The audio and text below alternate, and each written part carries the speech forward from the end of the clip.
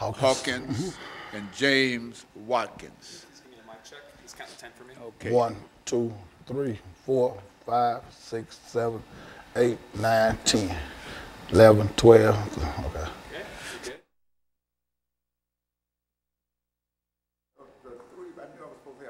Count to 10 for me. 1, 2, 3, 4, 5, 6, 7, 8, 9, 10. Okay. Yes, sir. My name is Dr. James Haney. Okay, so what we'll do, Mr. Hawkins and Mr. Watkins, is to maybe, let's see, you say you've been involved in this for 20-odd years, dealing.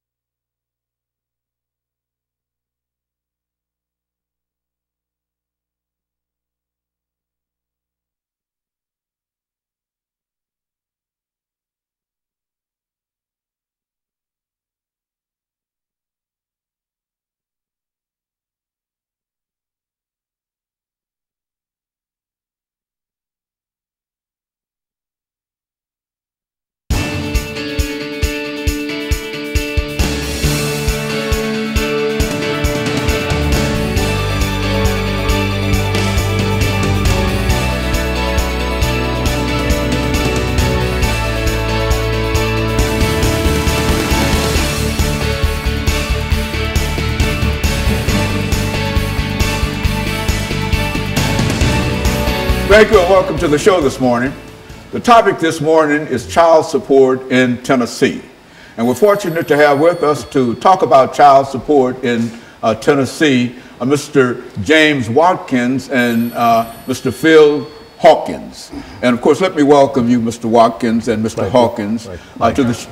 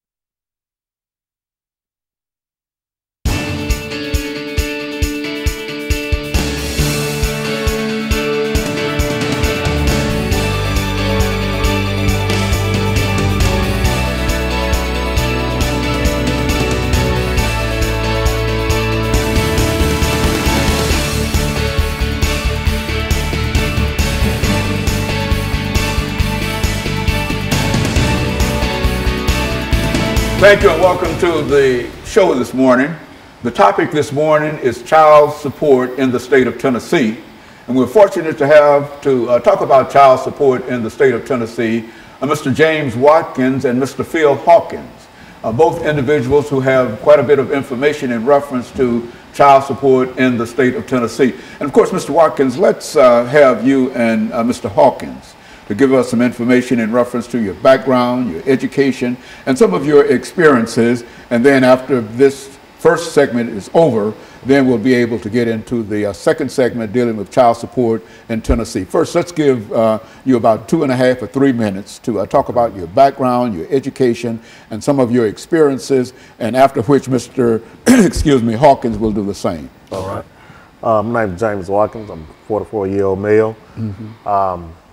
My background is I'm the president of the Dads Against Destruction. It's a program we try to help dads change their lives around to making better choices and decisions where they're going in life.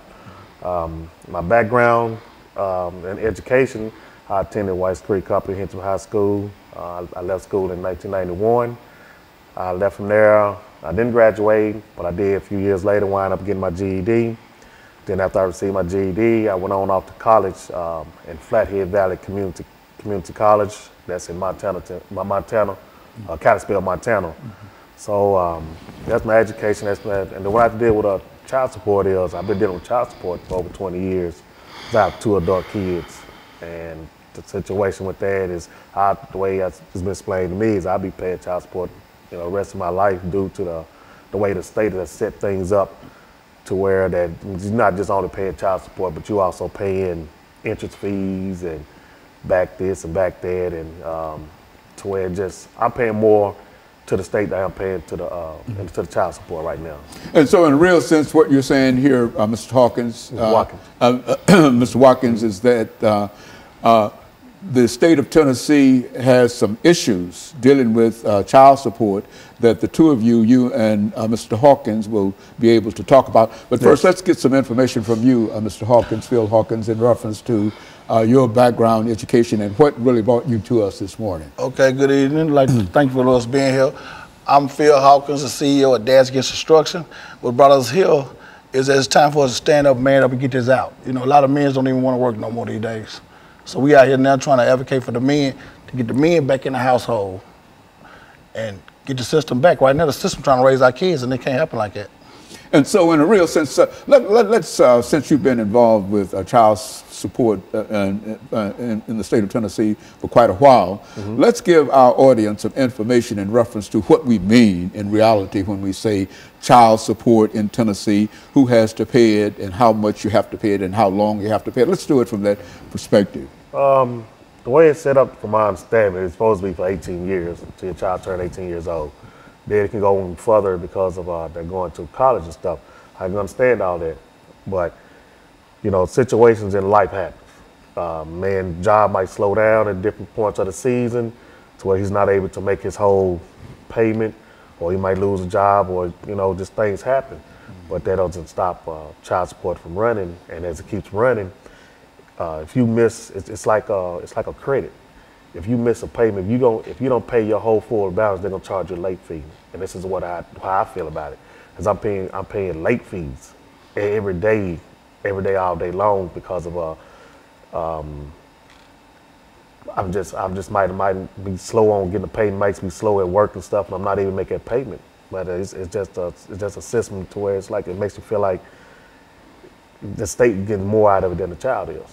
And so, Mr. Hawkins, what we're saying is that when we talk about child support, we're not just talking about a simple kind of thing of buying diapers and baby food and et cetera for a certain time. But I think as Mr. Watkins has indicated, that he has been involved in it for more than 18, 20 odd years. And so, what we're going to do, Mr. Hawkins, is to take this first commercial break. We've got about a half a minute. Okay. And when we come back, we want you to talk about child support in the state of Tennessee by defining what we mean when we talk about child support and the impact that child support is having upon individuals. After when we come back, you give us some statements in reference to your background, your education, and some of your experiences, and then we'll get into that part of it, and that will allow us to first get a definition. Right. Because I think a large number of folks, when they think about child support, generally think in terms of buying baby bottles and et cetera, and et cetera.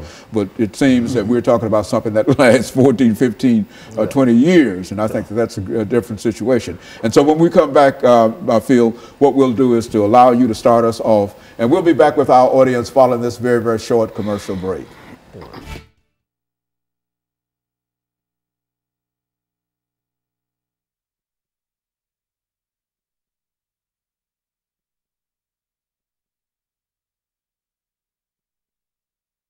About child support in Tennessee. This is where you start, because you're going to have 4 minutes at least before you turn it over to him. You listen to what he's saying, and anything that you think that you might be able to elaborate upon or whatever, or to expand it or whatever. I'm learning something, because I was of the impression that child support, you know, I know there might be some situations in reference to it, but I didn't know it was a lifelong kind of situation. A judge told me, so you'll be paying child support the rest of your life. One way or the other. Yeah. Is that program? What he told me. Program where the man can't win. Well, that's what. If y'all see some problems with the issue of child support and et cetera, we're not talking about something that we're trying to neglect children or whatever, and et cetera. But what we're trying to indicate is that it creates a problem for. Big problem. I'm out now trying to get a bill passed, a law passed, to give men 90 days. Okay. Okay. So, anytime you're ready. Then. Okay. So we're going to come back and.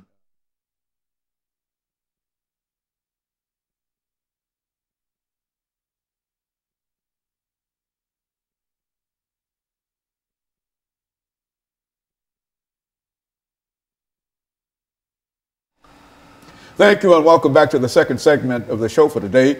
The topic is child support in Tennessee, and we have with us to talk about child support in Tennessee, Mr. James Watkins and Mr. Phil Hawkins. And so, Mr. Hawkins, let's see if we can get some information from you, because we were unable to get it the last time, from you in reference to your background, your education, and some of your experiences that led you to us this morning, and then make some statements in reference to child support in Tennessee, and then we'll move to Mr. Watkins and allow him to sort of finish this segment for the morning. Okay.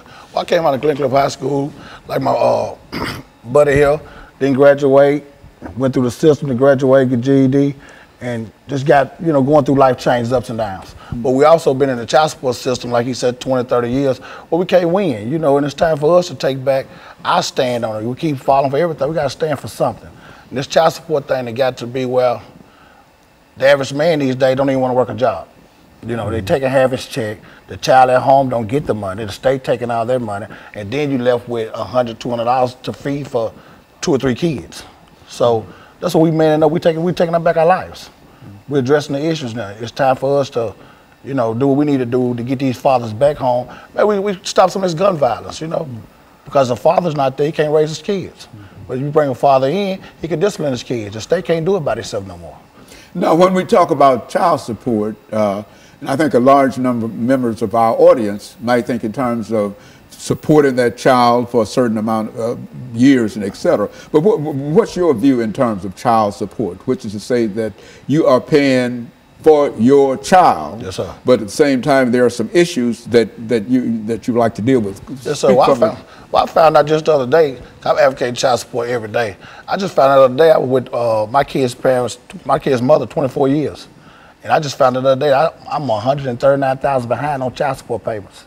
So how that system add up? I was with my kids every day of their life, all 3 of them. But I'm behind, I take care of my kids. You know, it's how the system is trying to portray us as not doing, but because we're not paying the system. But we keep paying the system, we can't we can't feed the child. We gotta have something for a man to live. And so are you still with your wife? No, sir. But you're still paying to support your children every day. And you feel that they're taking more money out of whatever salary you have, yes, sir, and some of that money does not go to the child. None of the money go back. But the money, for the most part, goes to the state. Yes, sir. Well, what do you think about that, Mr. Watkins? I mean, it is true. As you just asked me, like going towards the child, it's true. I've had the mother of me call me and ask me, well, when is your job going to send the money? I said, what do you mean? It's coming out of my check. Well, they send it when they want to send it. And it causes conflict within the household. I've lost a house. I lost my family. I've lost cars. I've lost jobs and everything. I've lost my freedom over child support. And, you know, it took a real big toll on me mentally and emotionally because, you know, I desire to be home with my kids. My kids are my everything. And to take me out of my home because I fell behind on a bill, you know, that's like, come on, man, you're not just taking me out of home. What do you mean when you say to take you out of your home? How does that? When you take a person out of home, when you take a person's job from them, what is that man gonna do? He's gonna wind up trying to figure out a way to go out here and get some money. Right. Because if you love your kids, you're gonna revert to anything in the means necessary to get money to feed your kids or do what you can do. So yes, I've made some choices in life to where I started going towards the street life. Because of why? Because every time I turned around, I was getting harassed. I was getting harassed by the judges to the point to where they was like, well, this is the state law. So is it state law? Then okay, if I can't make this money, you taking all the money, my kids not getting fed, my lights getting cut off, this is happening. Well, I got to hurry up and go out here and find another way to get this money because not only am I hearing from you all, but I'm also hearing it from her. You know, and when all that comes into play, it pushes a man outside that household to where he's looking to where, like, man, what am I gonna do? So when we sit up here and we look at these other young men out here on these streets and they trying to do different things, you know, when I talk, when the first thing come out of their mouth, man, I gotta feed my kids, man. And you know, it's like, that's where that destruction come in. So me and PHawkins, we have been through it and we have fought through many things to try to maintain a fatherly relationship with our kids and everything, which we still do. Just because they took us out the home don't mean we still ain't in our kids' lives. But we still try to you know, educate the younger men, the future and everything to, hey, we're gonna try to get some help because I know where you're being, I know where you're going and stuff. So, Phil, when you think in terms of child support in Tennessee, what would you consider to be the most destructive thing that the state of Tennessee is doing in order to either help you or prevent you from really supporting your children? I mean, the first thing they're doing, they need to let the dads or father be a father. The state cannot raise or come in a household and raise kids.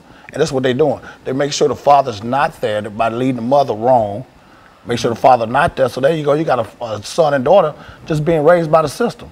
And we already know that's going to lead to a broken cycle. So we out here now trying to bring that cycle to fix the broken cycle. You know, to get this right. Bring the fathers back in the home. Take care of the kids. Take care of their families. It's just a man-up process. You know, we need help with it. And so if the state is paying that household child support, the father cannot be in the household. Is that what we're saying? That's right. And so which means that I think, as you were indicating, Mr. Watkins, that sort of pushes you out into the street. Yeah, you see, in order for her to receive. Yeah. That man is going to try to figure out some way to not only that you push that man outside that household, but he also got to go find a house to where he got to stay now. Right. So that's another bill. That's another situation where he got to, like, okay, he got to go and try to wind up in a shelter. You're going to wind up in a hotel. You're going to wind up in a friend's house. You bouncing around in different places, trying to live and trying to provide and stuff. It takes away your self-esteem. Downhill spiral. Yeah, and that's what we call destruction. So it's when you know, it does a lot of good, but then also it does a lot of harm too. Because when you take that man out of that household, then you got these young boys running around here, and then you telling me I can't discipline my child. Then you go to school, you get in trouble, you get secret indictments out on you because of you discipline your child because your child said it. Well, the man in the household doing something wrong, so let's get him out of here. No, not every man is doing something destructive to tear his child down. So there is, over the last 22 seconds we have in this segment, there is no father in a household where there is child support. Right. Right. And the ones there, the state still want their money too. Yeah. That's a no-win And battle. that creates a real problem. And of course, what we'll do, we'll take this second commercial break, and we'll be back with our audience following this very, very short commercial break.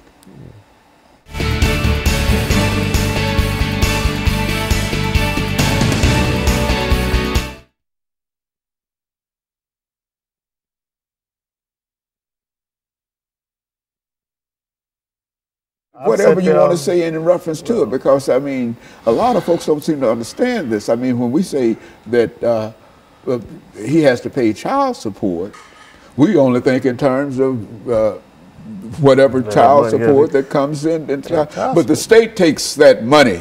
If you got a job, the state takes your money before you get your money. Yeah, child support is not just taking money from you. Child support is being in that child's life.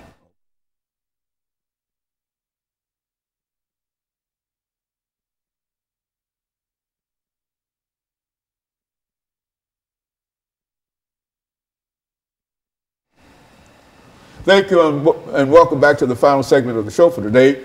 We're talking to Mr. Hawkins and Mr. Watkins in reference to child support in the state of Tennessee. And let's see, Phil, if we can pick up with you this morning, and to have you to talk to our audience this morning about some of the issues that you have to face if you have to pay child support, and how long that child support can be, and et cetera. And then you say as much as you wish to about it over the next 10 minutes. And then Mr. Watkins will end us for the day with some of his observations in reference to it. Let's do it from that perspective. Right now, child support, currently you got to pay child support as long as that child is attending high school or they go to college, you still got to pay child support. And which in terms of that, it hurts the father, it hurts the whole family. We're trying to keep families together. We keep unity in the family, the mom and dad not arguing, everybody having, getting along. The kids can be more productive going to school. They're not listening to argument all night. The dad and mom having, everything's going all right. But with this child support how it is now, it's just too much chaos in the home. The father not making the money he's supposed to make. He better can take care of himself. Then the state taking half his check, so he coming home with a half a check to take care of his family of 3 and 4. So that leads them to a broken cycle of despair. I mean, alcoholism, drug addiction, all that, comes in a part of it, because the man get to the man, what can I do? I'm just out here, And we're just trying to change a lot of that. We got a program now. We're trying to do it 90 days. Get each father 90 days. No child support. 90 days to get themselves together. Get a job, get yourself together, stand up. And then the child support can start taking something out, work out a little modification program with the father, which you can still get a mother $100 a month. But that's a whole lot better than taking a man, half a man check. It's giving a man some kind of hope that he can be productive, he can go home, he can buy his kids a decent pair of shoes, diapers or whatnot. But right now, how they got it, we just losing battle. We have to reform this. And so, Mr. Watkins, there are a large number of men, not only African-American men, but specifically we're concerned about African-American men today in reference to what we're talking about here. But there are a large number of African-American men that get caught up in this system of child support. If they get a job, you're telling us, then whatever that pay is, the state intervenes and takes part of that money before he could get the. Is that what we're saying here? Yes. Talk about that. When a man goes to court, I've been in a court situation where a judge actually told me, I'm living in the household with my kids, the mother and everything, and asked was I pay child support, and I said, yeah. I'm thinking they're going to say, okay, you in the household, so we're going to stop it. He asked the mother, was he helping? He told me, yeah. Turn around, the judge told me keep paying. That's just one of the situations. Another situation is when